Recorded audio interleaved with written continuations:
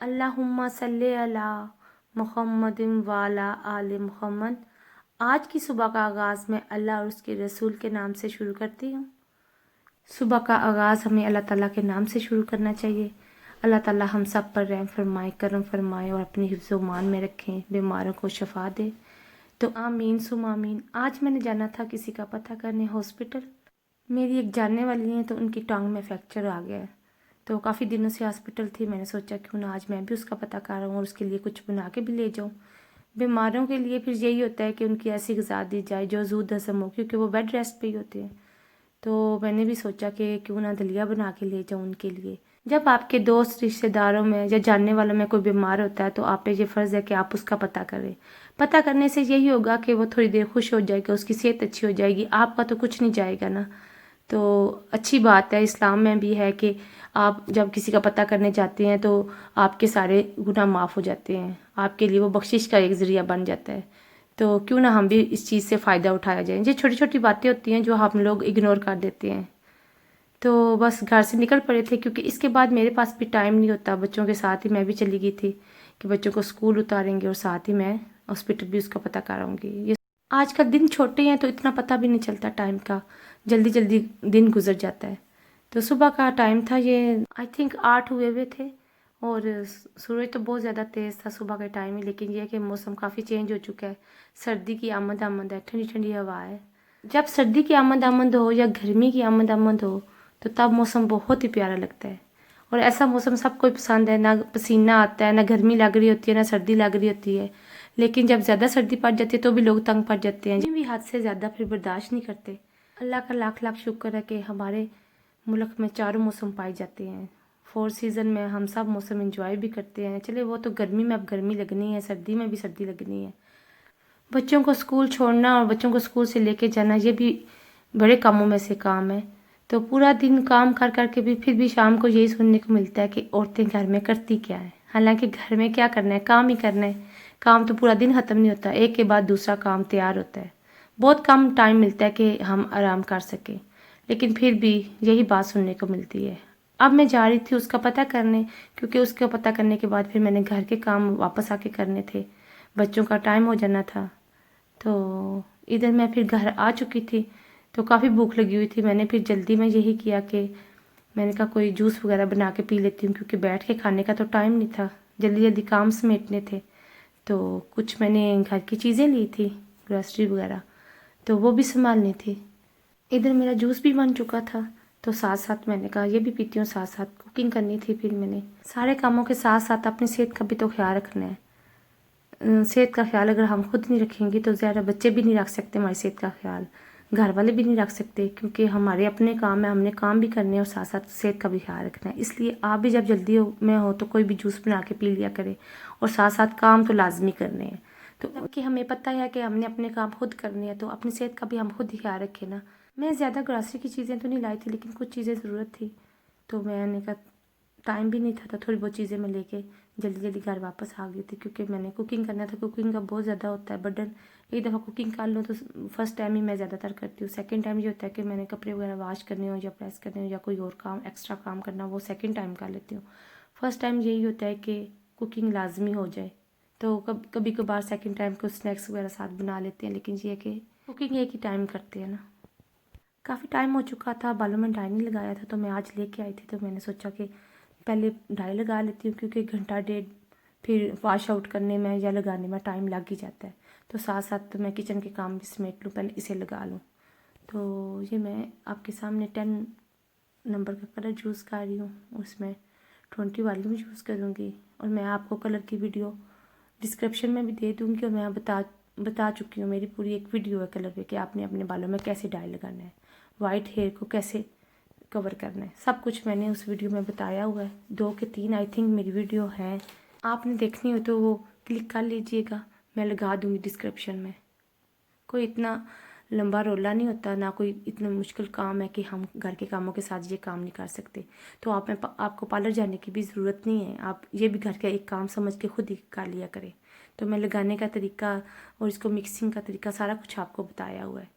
तो जो लोग कलर यूज़ करते हैं तो उन्हें, मुझे तो काफ़ी टाइम हो से आफ्टर 6 मंथ मैं कलर लगा रही थी, जो लोग कलर यूज़ करते हैं 2-3 महीने के बाद उन्हें डाई लगाना चाहिए, क्योंकि बाल रुखे हो जाते हैं। मैंने अच्छी तरह बालों को कलर लगा लिया था। उसके बाद मैंने सोचा कि अब किचन की तरफ चलते हैं, क्योंकि घर में फ़िश आई हुई थी, उसको भी मैंने कटिंग करनी थी, धोना था। सबसे पहले मैंने इसे धोया था।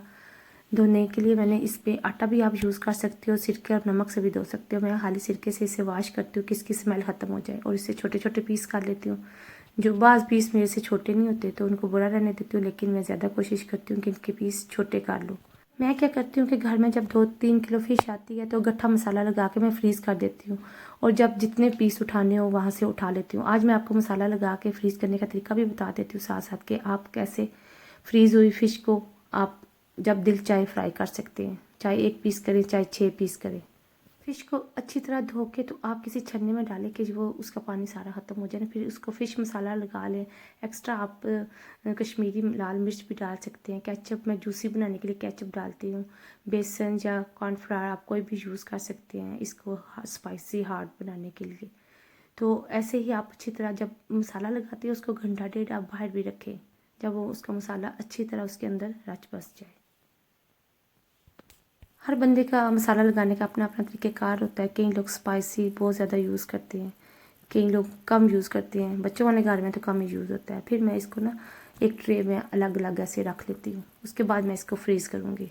देखिए ऐसे ही आपने ना अलग अलग पीस रख लेने, ताकि वो जब जम जाए ना तो आप इसको आसानी से एक एक करके उठा के शॉपर में डाल के अलग से रख दें, क्योंकि ये आसानी से 10-15 मिनट जब आप फ्रीज़ हो जाएगी बाहर रखेंगे ना तो ये आसानी से आप एक एक पीस उठा सकेंगे। और आप चाहें तो इससे ट्रे को बाहर निकाल दें, इसको पीसीस को शॉपर में डाल दें, तो आपकी एक अच्छी फ़िश तैयार होगी। जब दिल चाहे मेहमान भी आ जाए तो आपको कोई मुश्किल ना हो। मसाला लगी हुई अगर फ़िश होगी ना तो आपको बाहर निकाल के फिर दोबारा से धो के मसाला लगाने की ज़रूरत नहीं पड़ेगी। ये होगा कि ऑलरेडी मसाला लगा हुआ है, आप जल्दी जल्दी झटपट में उसे फ्राई कर लें। फ़िश को मसाला लग चुका था, अब मैंने साथ साथ कुकिंग भी स्टार्ट कर दी थी। तो मैंने बनाई थी आज दाल। तो काफ़ी दिनों से जो मैंने गोश्त फ्रिज में मसाला लगा के सारे स्पाइसी ऐड करके मैंने रखे हुए थे, तो दाल के साथ मैंने कहा सोचा ये बना लूँ, क्योंकि बच्चे दाल खुश होकर नहीं खाते, तो कुछ पीस इसके भी होंगे तो मिक्स में फिर टेस्ट अच्छा आ जाएगा। आई थिंक ये सब घरों में ही मसला होगा कि बच्चे खुश होके दाल नहीं खाते। ये मैंने ऐसे चिप्स की तरह बीफ गोश्त है तो उसको कटिंग करके मिर्च मसाला लगा के ऑलरेडी फ्रिज में रखा हुआ था। इस तरह ये होता है कि पकाने में भी बंदा इजी रहता है। तो स्पाइसी वाला जो गोश्त होता है, कोई भी गोश्त होता है, वो जल्दी गल भी जाता है। तो धनिया की भी मैं गट्टी 2 गट्टी अगर घर में आ जाती है तो मैं एक साथ ही कटिंग करके ना इसे भी फ्रीज़ कर देती हूँ। बाज़ दफ़ा ये होता है कि हमने जब कुकिंग करनी होती है तो धनिया नहीं मिल रहा था। अब थोड़ी एक हांडी के लिए तो धनिया कोई भी नहीं बाज़ार लेने जाता। तो साथ साथ मैं फ्राई कर रही थी, साथ साथ मैं कटिंग भी कर रही थी। दाल को गलने में थोड़ा टाइम लगता है, तो मैंने कहा जब उसको तड़का लगाऊंगी तो उससे पहले मैं ये बीफ फ्राई कर लूँ। तो ये देखिए अब हमारी दाल गल चुकी है। अब इसको तड़का लगाऊंगी। तड़के के लिए मैंने लहसुन ऑलरेडी छील के कूट के रखा हुआ है। ये देखिए अच्छी तरह लहसुन को भून लें तो लहसुन की भी स्मेल नहीं होती। बाद लोगों की कुकिंग से लहसुन की भी स्मेल आ रही होती है। वो उसकी रीज़न यही होती है कि हम लहसुन को ब्राउन नहीं करते हो या ज़्यादा ब्राउन कर देते हैं। नॉर्मल सा ब्राउन करना है, और जब आप ब्राउन कर रहे होते हैं तो नमक आप उस वक्त ऐड करें। नमक जब आप उस वक्त ऐड करेंगे तो उसका टेस्ट बहुत अच्छा आता है। और थोड़ा नमक आप दाल में भी डालें, लेकिन जब आप तड़के के दौरान थोड़ा सा नमक डालते हैं तो उसका टेस्ट डबल हो जाता है।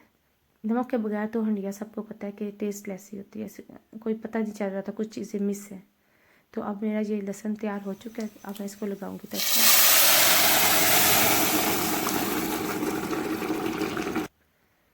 बहुत ही अच्छी तरह दाल मिक्स हो चुकी है। दाल का असल टेस्ट और असल रंग ही तब होता है जब वो अच्छी तरह घी के अंदर मिक्स हो जाए, उसके अंदर पानी और दाल अलग अलग ना हो। ये देखिए आप, अब इसमें मैंने डाल दिया है हरा धनिया और मिर्चें, और अगर आप अदरक डालना चाहती हैं तो वो काट के। इधर मेरा बीफ भी तैयार हो चुका है, देखिए ज़रा। बहुत ही स्पाइसी है, लेकिन ये है कि दाल के साथ अच्छा लगता है। बस कुकिंग करते करते ही दिन गुजर जाता है, आधा दिन तो कुकिंग पे ही लग जाता है। बस अब मेरा खाना रेडी हो चुका था, बच्चों का भी टाइम हो चुका था स्कूल से आने से। अल्हम्दुलिल्लाह आज काफ़ी काम हो चुका था। तो ये था मेरा आज का व्लॉग। लास्ट में मैंने की क्लिनजिंग दूध और लेमन से स्किन डल ज़्यादा हो चुकी थी, तो उम्मीद करती हूँ कि आज का ब्लॉग पसंद आया होगा। अपना बहुत सारा ख्याल रखें, दुआओं में याद रखें। अल्लाह हाफिज़।